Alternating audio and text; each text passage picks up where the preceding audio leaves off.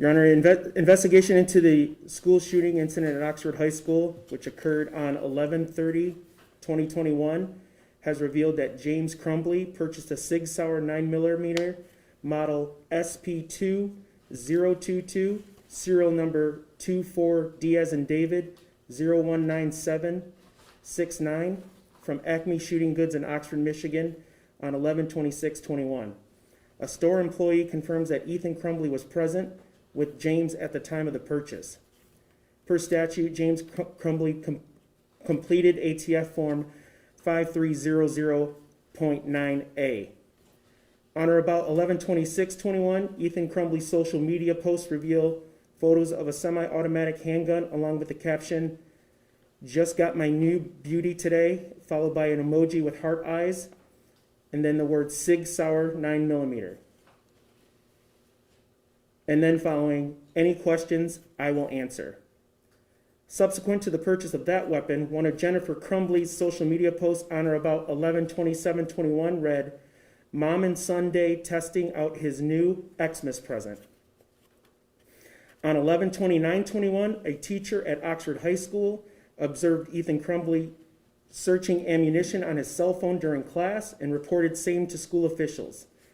Jennifer Crumbley was contacted via voicemail by school personnel regarding their son's inappropriate internet search. School personnel indicated they followed that voicemail up with an email but received no response from either parent. Thereafter, Jennifer Crumbley exchanged text messages about the incident with her son where she stated, "LOL, I'm not mad. You have to learn not to get caught."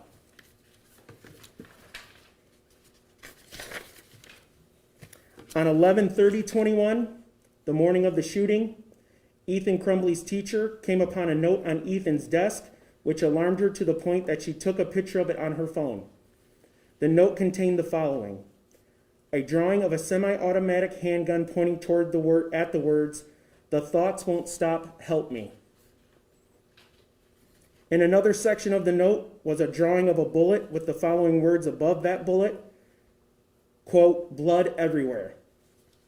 Between the drawing of the gun and the bullet is a drawing of a person who appears to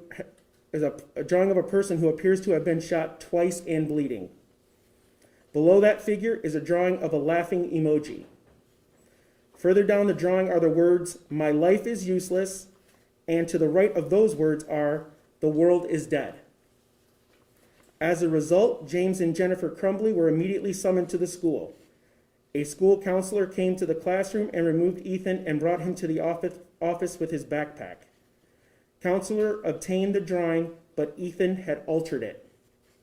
The drawings of the gun and the bloody figure were scratched out, along with the words, "Help me," and "My life is useless," "The world is dead," and "Blood everywhere."